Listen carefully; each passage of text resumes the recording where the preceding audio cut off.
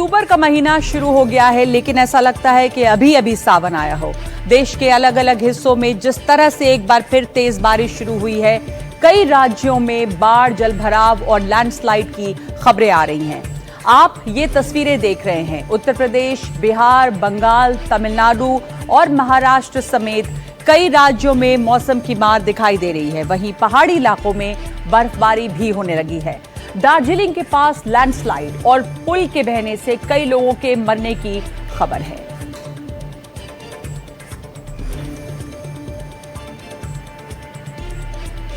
तो सबसे पहले आपको तस्वीर दिखाते हैं और बात करते हैं पश्चिम बंगाल की, जहां पे लैंडस्लाइड हुआ है, पुल टूट गया है और कई लोगों की मौत हो गई है। रात भर हुई लगातार बारिश ने पूरे उत्तर बंगाल में भारी तबाही मचाई है। कई सड़कें टूट गई हैं, जिनके कारण लोगों का संपर्क दूसरे इलाकों से कट गया है। सिक्किम में भी लैंडस्लाइड और तेज बारिश ने कई इलाकों में मुसीबत बढ़ा दी है।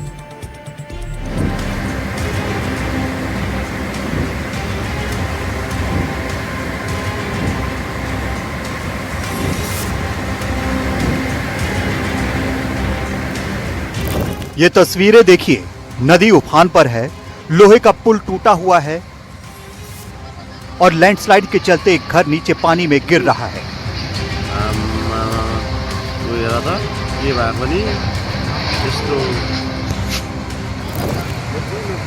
तस्वीरें दार्जिलिंग की हैं, जहां दुधिया आयरन ब्रिज टूट गया और पानी के तेज बहाव के चलते घरों पर खतरा मंडरा रहा है।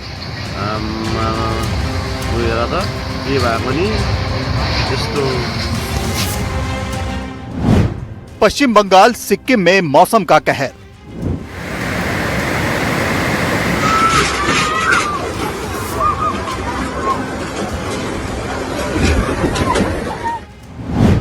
लैंडस्लाइड से मची तबाही।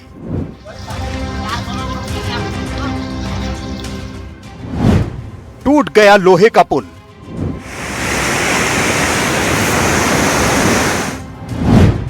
टूट गई सड़कें।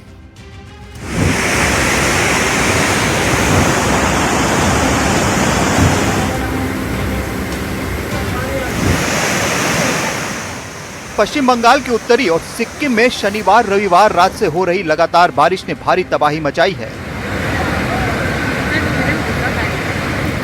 दार्जिलिंग के मिरिक और सुकिया पोखरी में भूस्खलन हुए हैं।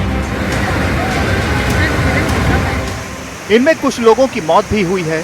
जिले के कस्बों और पर्यटन स्थलों मिरिक और कर्सियोंग को जोड़ने वाला दुधिया आयरन ब्रिज भी भर-भरा कर ढह गया है।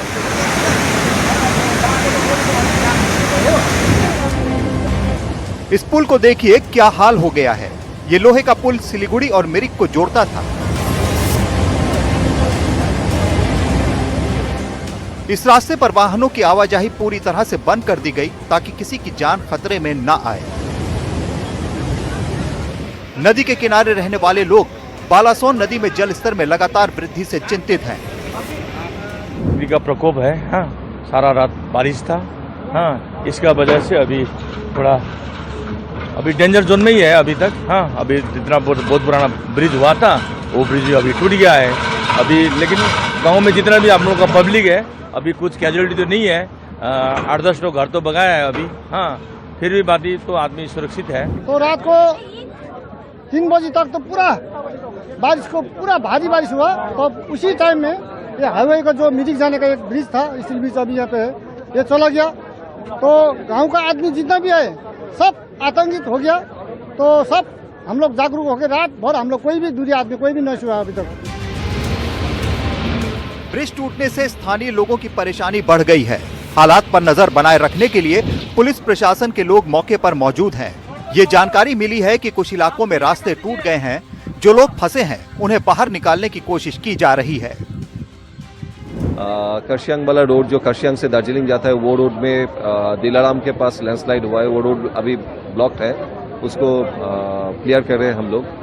अच्छा, रोहिणी रोड ब्लॉक्ड है, गौरी शंकर के वहाँ पे लैंडस्लाइड हुआ है, वो रोड भी क्लियर कर रहे हैं। और पंखावाड़ी रोड का सिचुएशन एकदम ही खराब है। छोटा गाड़ी जा सकता है 1-2 करके, पर उससे ज़्यादा गाड़ी नहीं जा सकते अभी।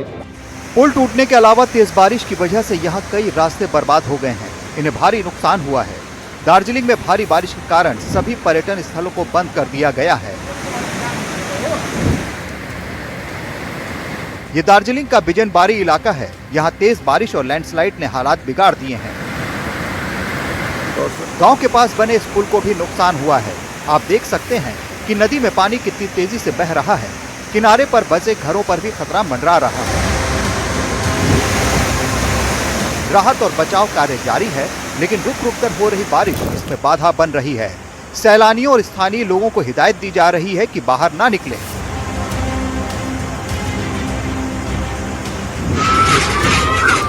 ये तस्वीरें दार्जिलिंग जिले के ही नगरकाटा की हैं।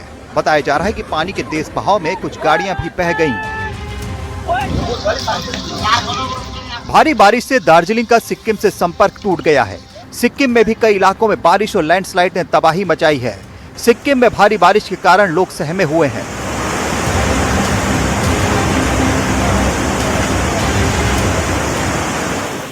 मौसम विभाग ने पहले ही बारिश की आशंका जता दी थी।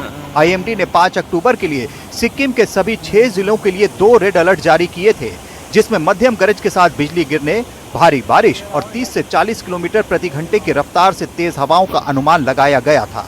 मौसम विभाग ने 30 सितंबर से इस इलाके में बारिश का अनुमान जताया था, जो 7 अक्टूबर तक जारी रहने की संभावना है। बंगाल और सिक्किम के बीच सड़क संपर्क मूसलाधार बारिश और भूस्खलन के कारण टूट गया है। इससे कई इलाकों का संपर्क आपस में कट गया है। दार्जिलिंग और सिलीगुड़ी के बीच दिलाराम में लैंडस्लाइड हुआ है। भूस्खलन के कारण NH10 कई स्थानों पर बंद है। चित्रे, सेल्फीदारा और अन्य स्थानों पर भूस्खलन के कारण NH10 बंद हो रखा है। NH 717A पर कई जगह भूस्खलन हुए हैं। यहाँ बर्फ हटाने का काम चल रहा है। कोरोनेशन ब्रिज के रास्ते सिक्किम और दार्जिलिंग पहाड़ियों की ओर जाने वाला संपर्क अवरुद्ध हो गया है। रोहिणी रोड, करसियोंग में कई जगहों पर जलभराव हो गया है। लगातार बारिश के कारण बचाव कार्य में बार बार बाधा आ रही है। इसके अलावा तीस्ता नदी का जल स्तर भी बढ़ गया है। दूसरी ओर मौजूदा हालात को देखते हुए दार्जिलिंग में टाइगर हिल, रॉक गार्डन और दूसरे पर्यटन स्थलों को बंद करने का फैसला किया गया है। ये आशंका जताई जा रही है कि भूटान में हो रही तेज बारिश के चलते उत्तरी बंगाल में बाढ़ का खतरा बढ़ सकता है, क्योंकि भूटान की ओर से ताला हाइड्रो पावर डैम को लेकर अलर्ट जारी किया गया है। इसके चलते पश्चिम बंगाल में अलीपुरद्वार के पास NDRF की टीम को हाई अलर्ट पर रखा गया है। Bureau report, NDTV India. इस बीच भूटान के कई इलाकों में भी सैलाब का कहर देखा जा रहा है। भूटान ने पश्चिम बंगाल सरकार को जारी किया है अलर्ट। भूटान में लगातार बारिश से बिगड़ रहे हैं हालात और हालात के मद्देनजर खोले जा रहे हैं बांध के गेट। बांधों से लगातार छोड़ा जाएगा पानी। रेदक नदी का जल स्तर बढ़ सकता है। अलीपुरद्वार कूच बिहार से होकर गुजरती है ये रेदक नदी। रेदक नदी के जल स्तर बढ़ने की आशंका बनी हुई है। और आपको दिखाते हैं अब खबर बिहार से। बिहार के कई इलाकों में तेज बारिश हुई है और कई जगह यहां पर जल भराव हो गया है।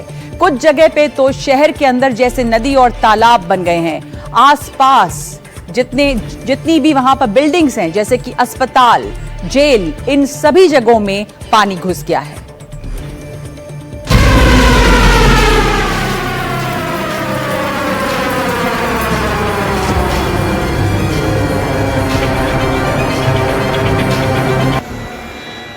बिहार में 24 घंटे की लगातार बारिश ने गांव से शहर तक जनजीवन को अस्त व्यस्त कर दिया। जाते हुए मॉनसून ने स्कूलों में ताले लगा दिए हैं। सड़कों पर पानी भर गया है और खेतों में फसलें डूब गई हैं। मानो प्रकृति ने एक साथ सब कुछ रोक दिया हो। बिहार के रोहतास में ये एक सड़क है जो फिलहाल नदी बन चुकी है। लोग घुटनों तक भरे पानी में चलने को मजबूर हैं। वहीं कई गाड़ियां भी इस जलभराव में आधी डूब चुकी हैं। रोहतास के बुरे हाल इन ड्रोन तस्वीरों से भी देखे जा सकते हैं। कैमूर पहाड़ी से उतरने वाली नदियां और झरने उफान पर हैं, जिससे मैदानी इलाकों के दर्जनों गांव जलमग्न हो गए हैं। भारी बारिश के कारण कई मकान क्षतिग्रस्त हो गए हैं। काव नदी में आए उफान के चलते मेडिकल कॉलेज और अस्पताल में भी जल जमाव से मरीज परेशान हैं। गोपालगंज में भारी बारिश के कारण मॉडल सदर अस्पताल के आपातकालीन वार्ड में पानी भर गया है। मरीज घुटनों तक पानी में बिस्तरों पर फंसे हुए हैं। ऑक्सीजन कंसंट्रेटर, व्हीलचेयर, स्ट्रेचर और मशीनें जैसे जरूरी उपकरण पानी में डूबे हुए हैं। साथ ही मेडिकल कचरा, सुइयां और सलाइन की बोतलें तैर रही हैं। संक्रमण का खतरा लगातार बढ़ रहा है। निराश मरीज बिना इलाज के लौट रहे हैं और अपना गुस्सा जाहिर कर रहे हैं। अस्पताल के नए भवन का उद्घाटन 28 सितंबर को मुख्यमंत्री नीतीश कुमार ने किया था, लेकिन अधूरी हालत के कारण इमरजेंसी वार्ड को ट्रांसफर नहीं किया जा सका। भाई पूरा इमरजेंसी जलमग्न है। इस स्थिति में काम करना थोड़ा मुश्किल हो रही है, लेकिन तब भी हम लोग काम कर रहे हैं। पेशेंट की स्थिति, पेशेंट आ रहा है, जा रहा है, लेकिन पेशेंट का जो कंडीशन है उसी में हम लोग इलाज कर रहे हैं। देख नहीं रहे हैं, पानी है, जल कैदी जैसा हम लोग यहाँ पर है, और ऐसे थोड़ा रहता है। हॉस्पिटल ऐसे रहता है, और नया बिल्डिंग बनाए तो कब तक शिफ्ट होंगे उसमें? सरकार की इस पर देखना चाहिए और व्यवस्था इसको करना चाहिए। अरे ये तो पानी डूब गया, बारिश इतना हो गया है, चारों ओर आदमी को तकलीफ हो गया है। मौसम में बारिश बहुत काफी हो रहा है, पेड़ गिर गया है रोड के ऊपर, ड्यूटी आने में बहुत प्रॉब्लम हो रहा है। हाँ, यही है समस्या। हालात बिगड़ते जा रहे हैं। हालात बिगड़ते जा रहा है। पूरा पानी पूरा उसमें हॉस्पिटल में पानी भरा हुआ है, चारों तरफ परेशानी। हाँ, चारों तरफ पानी। सासाराम में कल रात से हुई मूसलाधार बारिश से जनजीवन प्रभावित हुआ है। ऐसे में सासाराम का मॉडल कारा पूरी तरह से डूब गया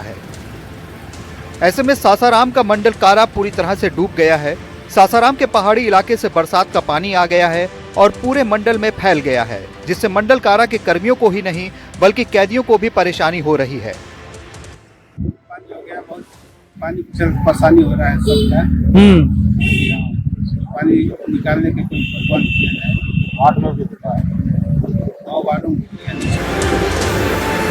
सासाराम में जेल में तो पानी घुसा ही है, लेकिन इसके अलावा आम लोगों को भी काफी परेशानी हो रही है। घरों में पानी घुस गया है, बारिश का पानी और नाले का पानी मिक्स हो गया है, जिससे लोगों को काफी दिक्कतें हो रही हैं। सड़कें डूबी हुई हैं।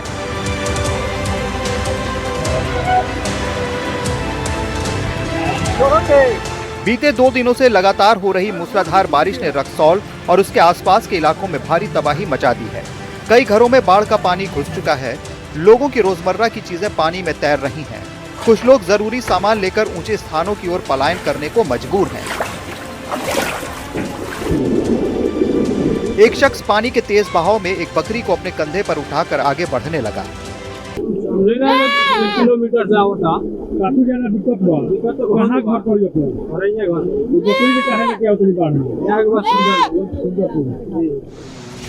बिहार के मधुबनी में पिछले कई दिनों से हो रही लगातार बारिश के कारण कमला नदी का जल स्तर काफी बढ़ गया है। नदी का जल स्तर खतरे के निशान से 30 सेंटीमीटर ऊपर पहुंच चुका है। पिछले कई दिनों से लगातार बारिश होने के कारण कमला नदी में जल स्तर काफी बढ़ा हुआ। ग्रामीण क्षेत्रों में जैसे कि बेली पश्चिमी, बेली दक्षिणी पंचायतों में डर का माहौल है पानी के देखते हुए। राजधानी पटना भी बारिश के कहर की चपेट में आई। हालांकि बहुत ज्यादा जल भराव तो नहीं हुआ, लेकिन मीठापुर पुल से सटी सड़क का एक हिस्सा धंस गया। इससे कई घर इसकी चपेट में आ गए। स्थानीय निवासी इसमें हुए भ्रष्टाचार की जांच की मांग कर रहे हैं। ये स्थानीय विधायक नितिन नवीन का निर्वाचन क्षेत्र है, जो बिहार सरकार में पथ निर्माण मंत्री भी हैं। मौसम विभाग ने चेतावनी जारी करते हुए कहा है कि 6 अक्टूबर तक भारी बारिश की संभावना बनी हुई है। ऐसे में जल स्तर और अधिक बढ़ सकता है और हालात और गंभीर हो सकते हैं।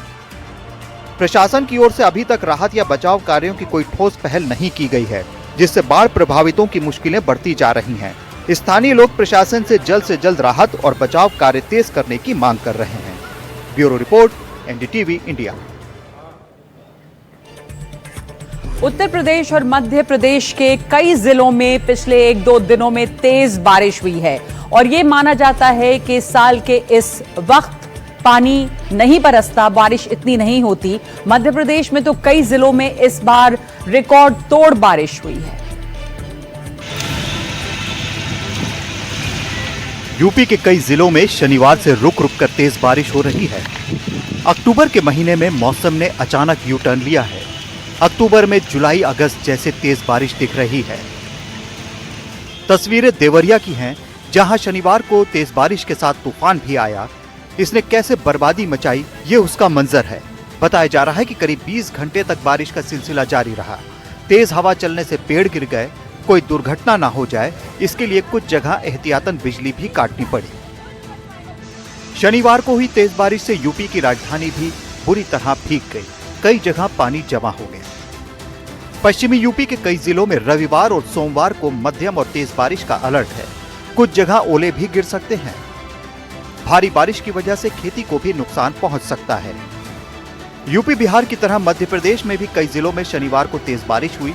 राजधानी भोपाल में भी बादल जमकर बरसे।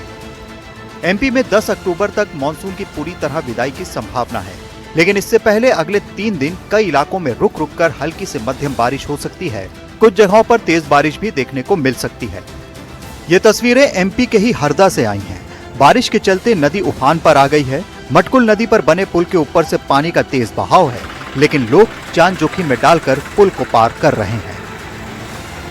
Bureau report, NDTV India. Gujarat और महाराष्ट्र पर शक्ति नाम के चक्रवाती तूफान ने हलचल मचा रखी है। तूफान की गति करीब 100 किलोमीटर प्रति घंटे की है और ये तूफान फिलहाल गुजरात की तरफ आगे बढ़ रहा है।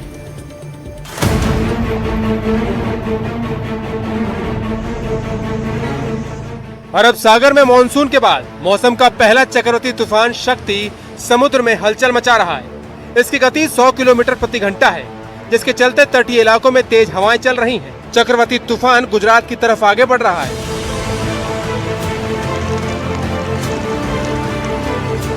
मौसम विभाग ने कहा कि गुजरात में अगले 7 दिनों तक बारिश होने का अनुमान है। शक्ति रविवार तक तेजी से आगे बढ़ेगा और फिर 6 अक्टूबर को गुजरात की ओर यू टर्न लेगा। गुजरात की ओर बढ़ने के बाद चक्रवात की गति थोड़ी धीमी होने की संभावना है। शक्ति चक्रवात को लेकर मौसम विभाग ने पूर्वानुमान जताया है कि अहमदाबाद में कई स्थानों पर हल्की बारिश हो सकती है। साइक्लोन शक्ति जो नॉर्थ ईस्ट अरेबियन सी में भी बना हुआ है, जो 18 किलोमीटर पर आवर की स्पीड से जो है वेस्टवर्ड अभी करंट मूवमेंट उसका है, जो कि अगले 5 तारीख तक सेम मूवमेंट रहेगा और 6 तारीख मॉर्निंग में ये रिकर्व होगा, मतलब वो फिर से मुड़ेगा और वापिस इसका जो मूवमेंट होगा वो ऑलमोस्ट जो है ईस्ट नॉर्थ ईस्ट वर्ड जो है मूवमेंट आएगा और ये गुजरात की तरफ थोड़ा मूवमेंट करेगा। गुजरात के तटीय इलाकों में फिलहाल तेज हवाएं चल रही हैं। मछुआरों का कहना है कि ऐसे हालात में बहुत नुकसान होता है। सरकार को कुछ मुआवजा देना चाहिए। चक्रवात तूफान के चलते 8 अक्टूबर को द्वारका, जामनगर, पोरबंदर, सूरत, नवसारी और वलसाड में मध्यम से भारी बारिश की संभावना है। शक्ति चक्रवात का गुजरात पर कुछ प्रभाव पड़ेगा। मछुआरों को अगले 5 दिनों तक समुद्र में न जाने की सलाह दी गई है। अभी 15 अगस्त से हमारा फिशिंग का सीजन स्टार्ट हुआ है, लेकिन यहाँ बार बार क्लाइमेट साइक्लोन की वजह से हमारा पूरा बिजनेस यहाँ ठप पड़ जाता है। बहुत माल जान का नुकसान फिशरमैन को होता है। मुंबई में फिलहाल आज सुबह मौसम साफ था, लेकिन कल तक मौसम के बदलने की उम्मीद है। तेज हवाओं के साथ बारिश के भी आसार हैं। यहाँ के मछुआरे भी परेशान हैं। वहीं महाराष्ट्र के कुछ हिस्सों में पहले से ही बारिश ने कहर मचा रखा है। जाते हुए मानसून की चपेट में कई जिले आ चुके हैं। लातूर में बाढ़ जैसे हालात हो गए हैं। साथ ही ये भी कहा जा रहा है कि शक्ति सोमवार सुबह से पूर्व उत्तर पूर्व की ओर बढ़ेगा और धीरे धीरे कमजोर हो जाएगा। चक्रवाती तूफान के प्रभाव के कारण रविवार तक गुजरात, उत्तर महाराष्ट्र तट और पाकिस्तान तट पर समुद्र की स्थिति बहुत खराब रहने वाली है। मौसम विभाग ने मछुआरों को मंगलवार तक उत्तर पश्चिमी अरब सागर, उत्तर पूर्व अरब सागर के आसपास के क्षेत्रों, मध्य अरब सागर तथा गुजरात, उत्तर महाराष्ट्र के तटों पर न जाने की चेतावनी दी है। Bureau report, NDTV India. और हिमाचल प्रदेश में मौसम का मिजाज अचानक बदल गया है। कुछ दिनों पहले तक भारी बारिश और भूस्खलन में तबाही झेलने वाले हिमाचल में अब बर्फबारी शुरू हो गई है। मौसम विभाग के बारिश के येलो अलर्ट के बीच ऊंचे इलाकों में बर्फ की चादर बिछ गई है।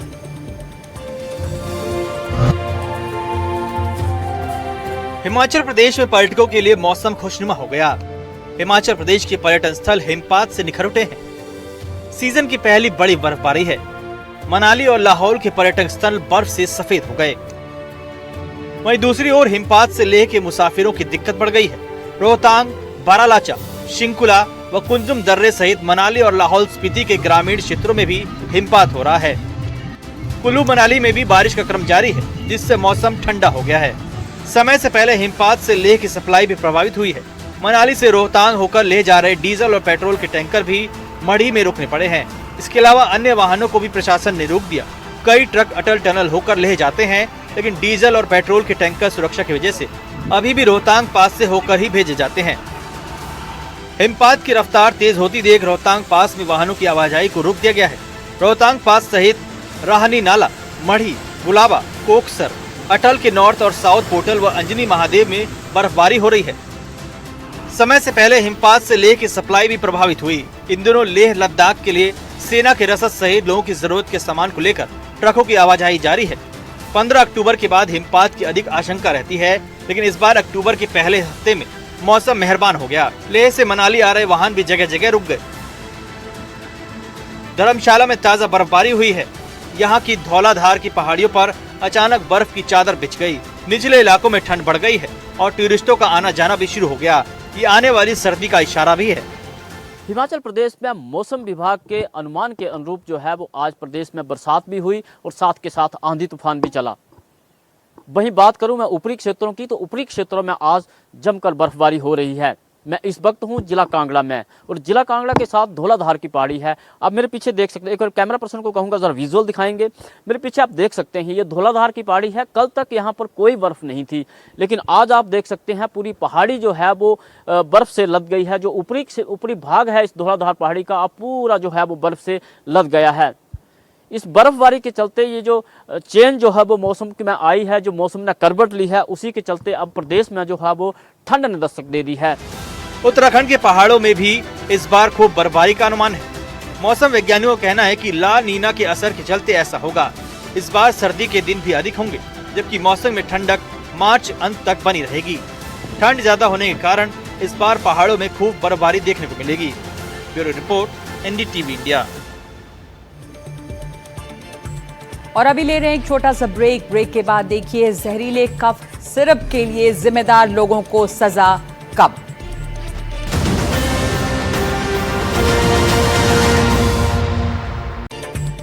और अब बात जानलेवा कफ सिरप की। कफ सिरप से होने वाली मौतों का आंकड़ा लगातार बढ़ता जा रहा है। मध्य प्रदेश से लेकर राजस्थान से मामले सामने आ रहे हैं। छिंदवाड़ा में कफ सिरप रेकमेंड करने वाले डॉक्टर को गिरफ्तार कर लिया गया है।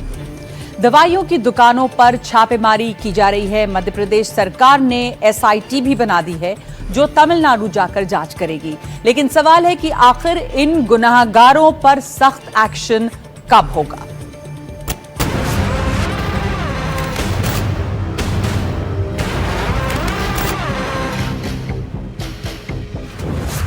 कातिल सिरप का कहर, किसने मिलाया जहर।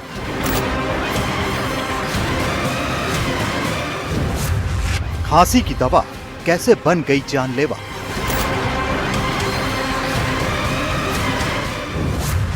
बच्चों की मौत से टेंशन, कब गुनहगारों पर एक्शन। ये सवाल इसलिए उठ रहे हैं क्योंकि जहरीले कफ सिरप से बच्चों की मौत होती रही, सिस्टम सोता रहा और नेता पल्ला झाड़ते रहे। नतीजा, मध्य प्रदेश में अब तक 11 और राजस्थान में 3 बच्चों की मौत हो चुकी है। हालांकि NDTV ने जब इस खबर को प्रमुखता से दिखाया तो एक्शन शुरू हुआ। बच्चों के लिए दवा लिखने वाले सिविल अस्पताल के डॉक्टर प्रवीण सोनी को अरेस्ट कर लिया गया। कफ सिरप से मौत का एपिसेंटर बने मध्य प्रदेश के छिंदवाड़ा में सरकार ने 1420 बच्चों की लिस्ट तैयार कर निगरानी शुरू कर दी। सर्दी, बुखार, जुकाम से पीड़ित बच्चों की निगरानी अब डॉक्टरों की देखरेख में हो रही है। ये मैंडेटरी है कि जब आपके GMP के गुड मैन्युफैक्चरिंग प्रैक्टिस के अंतर्गत जब आपका इन प्रोडक्ट आए, उसका सोर्स हो, वहां पे टेस्ट हो, यहाँ पे आने के बाद में उसकी टेस्टिंग हो, फिर फाइनल प्रोडक्ट बने उसमें इसकी टेस्टिंग हो और हर बैच की टेस्टिंग हो जिसमें किसी में भी इसकी संभावना नहीं हो। जांच के लिए मध्य प्रदेश के अलग अलग जिलों में 6 सदस्यीय टीम ने छिंदवाड़ा पहुंचकर आयुष फार्मा और न्यू अपना फार्मा कंपनी पर दबिश दी। इस दौरान पदम कॉम्प्लेक्स में मौजूद आयुष फार्मा से कोल्ड्रिप सिरप की 248 बोतलें जब्त की गईं। ये बोतलें उसी बैच नंबर की हैं जो जांच में फेल हो गई थी। छापेमारी के दौरान दुकान संचालक से भी पूछताछ की गई। जिससे पता चल सके कि आखिर ये मौत का सिरप आया कहां से और किस किस को बेचा गया। ड्रग इंस्पेक्टर्स की टीम पहुंची है पदम कॉम्प्लेक्स। यहाँ पर जो फार्मास्यूटिकल्स की कंपनी है आयुष फार्मा, वहाँ पर ड्रग इंस्पेक्टर्स की टीम पहुंची हुई है। मैं आपको तस्वीरों में दिखा रहे, देखिए सायरप के साथ ही में जो दवाइयाँ यहाँ पर बच्चों को दी जा रही थी, उसको यहाँ पर जो है उसकी सैम्पलिंग लेने के लिए यहाँ पर पहुँचे हैं और हो सकता है कार्रवाई के दौरान यहाँ से जो दवाइयाँ हैं उन्हें जब्त भी किया जाए। देखिए जो क्लोज्ड यहाँ पर कार्टन्स है, वो कार्टन्स को भी यहाँ पर खोला जा रहा है और वो कार्टन्स को भी खोलकर यहाँ पर ये जो दवाइयाँ हैं वो चेक की जा रही है। देखिए वो कार्टन के अंदर सिर्फ सायरप ही सायरप है। ऐसे में वो सायरप्स जो हैं, वो सायरप्स को किस तरह से यहाँ पर लाया गया, कहाँ से आए हैं, किस तरह से लाए गए हैं और उसके बाद इनकी कार्रवाई, इनको लाने के लिए इसके पीछे कारण क्या था, कि किसी की स्पेसिफिक डिमांड थी। इस तरह के सारे सवाल जवाब यहाँ पर मौजूद जो दुकान संचालक है, फार्मा संचालक, उससे भी किए जा रहे हैं। एनडीटीवी की टीम ने जब ड्रग इंस्पेक्टर से बात की तो पता चला कि 6 सदस्यीय टीम भिंड, उज्जैन, जबलपुर समेत अन्य शहरों से यहां पहुंची है। कार्रवाई में 2 कार्टन कफ सिरप जब्त कर लिया गया। सभी बोतलों को सीज कर सैंपलिंग की जा रही है। हम लोगों को मुख्यालय भोपाल से दिशा निर्देश प्राप्त हुए थे कल। हम लोगों का 6 सदस्यीय एक अलग से दल बनाया गया है कल, जिसके तारतम्य में आज हम लोग यहाँ पहुँचे हैं और जो सिरप यहाँ पे पहले जिसमें बच्चों की डेथ हुई, ऐसी जानकारी के आधार पे उस जो सैंपल फेल हुआ है उसको आज हम लोग सीज कर रहे हैं, यहाँ से मतलब जब्त कर रहे हैं और उससे न्यायालय को उसको सूचना देंगे और आगे फिर उसमें जो है प्रोसिक्यूशन की कार्रवाई जो बनती है वो आगे की जाएगी। सर कितने सिरप जब्त किए गए? अभी इस दुकान पे जो सिरप है उसमें 248 बॉटल है उनके पास, जो कि सैंपल फेल हुआ है उस बैच नंबर की 248 है, जिसको अभी हम लोग सीज कर रहे हैं। आयुष फार्मा के साथ ही छिंदवाड़ा के न्यू अपना फार्मा पर भी छापेमारी की गई। यहाँ से टीम ने कोल्ड्रिप सिरप की 172 बोतलें जब्त की। जांच में सामने आया कि ये बोतलें भी कंटेमिनेटेड बैच की हैं। वो सिरप जो कोल्ड्रिप नाम का है, जिसे पीने के बाद बच्चों की मौतें हुई है, उस सिरप को सीज किया गया है। और आप ये जो नीचे एक कार्टन देख रहे हैं, उस कार्टन पर आपको रेड सील भी लगी हुई नजर आएगी। वाइट टेप से इस पूरे कार्टन को पैक कर दिया गया है और उसी के साथ में उसके साथ ये जो एक लेटर है वो भी यहाँ पर पहुँचे अधिकारियों ने लिखा है और साइन करवाया है यहाँ पर जो फार्मास्यूटिकल का ओनर है उससे, कि जो कार्रवाई है बिना दबाव की गई है। जो यहाँ पर टीम पहुँची है उनके द्वारा यहाँ पर जो भी दवाइयाँ थी उनकी सैम्पलिंग की गई। सबसे चौंकाने वाली बात ये रही कि दुकान मालिक इन कफ सिरप का रिकॉर्ड जांच टीम को उपलब्ध नहीं करा पाया, जिसके बाद जांच टीम ने दुकान को अगले आदेश तक के लिए सील कर दिया। एनडीटीवी की टीम इस वक्त न्यू फार्मास्यूटिकल्स कंपनी के बाहर मौजूद है। आपको हम सबसे पहले तस्वीरें दिखा रहे हैं जो दुकान को यहाँ पर सील किया गया है। आप देखेंगे कि यहाँ पर जो दुकान है उसे भी सील कर दिया गया है। साथ ही में जो 172 बॉटल्स थी वो बॉटल्स को भी यहाँ पर जब्त किया है और ये जो बॉटल्स हैं इन्हें जब्त इसलिए किया गया क्योंकि ये वो एक्सपायर्ड और कंटामिनेटेड बैच की बॉटल्स थी जो सैम्पलिंग में फेल पाई गई थी और उन फेल्ड बॉटल्स को यहाँ पर लाकर उनकी कार्रवाई जो है वो की गई है। जो आप हाथ में कार्टन देख रहे हैं उस कार्टन को सीज किया गया है और सीज करते हुए सारे कार्टन में जो 172 बॉटल्स थी उनको जब्त किया है। यहाँ पर हमारे साथ ड्रग इंस्पेक्टर मौजूद है, उनसे बात करते हैं। सर किस तरह से यहाँ पर कार्रवाई को आज पूरा किया गया है? देखिए, हमें जबलपुर के कटारिया केमिस्ट से जो इन्फॉर्मेशन मिली थी कि यहाँ पे जो है छिंदवाड़ा में उन्होंने इसी सेम बैच का कोल्ड ड्रिफ्ट का सेम बैच का जो भोपाल की DTL से NS2 घोषित किया गया है वो यहाँ सप्लाई की गई थी। इसके बाद में इनसे हमने सेल और परचेज बिल जो है उनके कॉल ऑफ किए थे और अन्य दवाइयों के भी सेल परचेज कॉल ऑफ किए थे, जिसमें इन्होंने जो सेल परचेज दिए थे उसमें काफ़ी कुछ डिस्क्रिपेंसीज मिली हैं और दूसरे भी कई वायोलेशंस मिले हैं, जिसके आधार पर आज दुकान को सील कर दिया गया। ये जो बॉटल्स थी सर, क्या ये छिंदवाड़ा के अलावा कहीं और पर भी सेल किया गया था? कुछ जो डायरेक्ट हमारे पास बिलिंग आई है उसमें तो सिर्फ छिंदवाड़ा में ही इसका डिस्ट्रीब्यूशन दिखाया गया है। एक तरफ छिंदवाड़ा में जांच की जा रही है तो वहीं दूसरी तरफ मध्य प्रदेश सरकार ने पूरे मामले की जांच के लिए SIT बनाई है जो कफ सिरप से मौत के मामलों की जांच करेगी। फार्मा कंपनी की जांच के लिए तमिलनाडु भी जाएगी क्योंकि सिरप बनाने वाली कंपनी के खिलाफ हत्या की साजिश, ड्रग्स एक्ट के खिलाफ FIR दर्ज कर ली गई है और जल्दी ही शिकंजा कसने की तैयारी है। माननीय मुख्यमंत्री ने घोषणा कर दी है और जो भी इसमें दोषी पाया जाएगा उसके खिलाफ कार्रवाई करने के निर्देश दिए। मध्य प्रदेश सरकार गुनहगारों पर एक्शन लेने का दावा तो कर रही है, लेकिन इस पर सियासत भी जारी है। मध्य प्रदेश कांग्रेस के अध्यक्ष जीतू पटवारी इस मामले में स्वास्थ्य मंत्री के इस्तीफे की मांग कर रहे हैं। अभी 15 बच्चों की मौत के बाद डॉक्टर पे कार्रवाई होना, उसको गिरफ्तार करना, सायरप को बैन करना मतलब आपने 15 बच्चों की हत्या तो की, सरकारी हत्या है। अगर सरकार में थोड़ी बहुत मर्यादा हो तो इसी वक्त स्वास्थ्य मंत्री का इस्तीफा लेना चाहिए। थोड़ी नैतिक दायित्व हो या कोई रिस्पॉन्सिबिलिटी के प्रति आप समझते हैं कि हमसे गलती हुई तो आदरणीय शुक्ला जी इस्तीफा दो अपने पद से। इस बीच राजस्थान के जयपुर में 6 साल के अनस ने दम तोड़ दिया। सूत्रों के मुताबिक 5-6 दिन पहले अनस को खांसी का सिरप दिया गया था, जिसके बाद उसकी तबीयत बिगड़ी। चुरू के अस्पताल में भर्ती कराया गया तो 2 दिन बाद जयपुर रेफर कर दिया गया, जहां उसकी मौत हो गई। मेरा हंस खेल के बच्चा मेरे हाथ में हंस खेल के मेरे पास मोबाइल चला के आके दादी के पास सोया। दादी को बोला मम्मी मेरे को खांसी आ रही है। मम्मी के पास शीशी पड़ी थी, वो दिया जरा सा ढक्कन शीशी का, वो भी वापस डाल दिया। फिर लेके गया। जब बच्चे की मैंने सुबह 4 बजे देखा फजर में तो बच्चे की आंख खुली हुई थी। जब मैं आत्मा लेके गया तो मेरे बच्चे को एडमिट किया है। दवाई यही थी वो दवाई? हाँ यही है सर जी, यही दवाई है। इसका नाम आता है, ढक्कन लिया था बच्चे ने, बस बी की वजह से पूरा जिस्म में फैलने से बच्चे की पूरी संभाल नहीं करी है। इन लोगों ने पूरी संभाल नहीं करी है। डॉक्टर ने एक ढक्कन देते ही तबीयत खराब हो गई। एक ढक्कन नहीं दिया, इतनी सी दवाई ली, एक ढक्कन भी नहीं लिया इसने। राजस्थान में लगातार मामले सामने आ रहे हैं तो कांग्रेस सड़कों पर उतरकर विरोध प्रदर्शन कर रही है। जयपुर में कई नेताओं ने सरकार के खिलाफ नारेबाजी करते हुए स्वास्थ्य भवन तक मार्च निकाला और धरना प्रदर्शन किया। चिकित्सा मंत्री गजेंद्र सिंह खींवसर के बयान पर निशाना साधा। देख सकते हैं आप भारी संख्या में जो कांग्रेस के कार्यकर्ता हैं वो यहाँ पर हैं और प्रताप सिंह खाचरियावास पूर्व मंत्री और उसके साथ ही जो मुख्य सचेतक है रफीक खान वो यहाँ पर शामिल हैं। और आप देख सकते हैं किस तरीके से जो पूरा ये मामला है ये है। सर, किस तरह से कफ सिरप पीने से बच्चों की मौत हुई, उसके बाद में मंत्री बयान दे रहे हैं कि परिजनों ने गलत दवाई दी। क्या बात कर रहे हो? पहले मंत्री ने बयान दिया कि ये कंपनी गलत है, कफ सिरप गलत है। अब कितने पैसे लिए मुख्यमंत्री और मंत्री ने जो बयान बदल लिया? आप दवा के नाम पर जहर थोड़ा ना बांट सकते हो। आपको किसने राइट दिया? ये जो धोखा कर रहे हैं प्रदेश के साथ, ये पाप है, इसको हम स्वीकार नहीं करेंगे। हालांकि अब एक्शन लेते हुए मध्य प्रदेश समेत राजस्थान, तमिलनाडु, केरल और तेलंगाना में कोल्ड ड्रिंक कफ सिरप को बैन कर दिया गया है, जबकि गुजरात और उत्तराखंड में जांच जारी है। लेकिन सवाल है कि आखिर बच्चों की मौत के गुनहगार तो सामने आ गए, लेकिन उन पर कड़ा एक्शन कब होगा? Bureau report, NDTV India.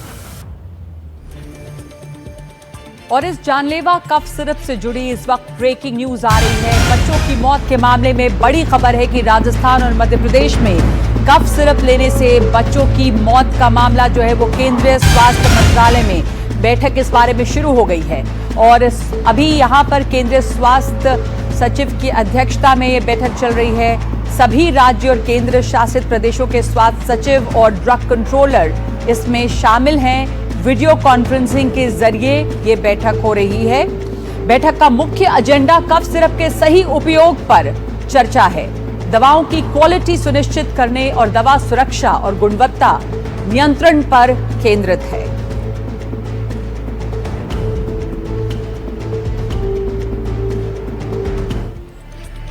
और अब बात करते हैं बरेली की, जहां पर 26 सितंबर को हुई हिंसा के बाद लगातार कार्रवाई चल रही है। एफआईआर दर्ज हो रही है और बुलडोजर चलाया जा रहा है। मौलाना तौकीर के करीबी जो हैं नफीस खान, उसके वहां मैरिज हॉल पर दूसरे दिन भी बुलडोजर चला है। यहां पर इसे बुलडोजर लगाकर तोड़ा गया था। इस बीच बरेली हिंसा के फरार आरोपियों पर इनाम घोषित करने की भी तैयारी की जा रही है।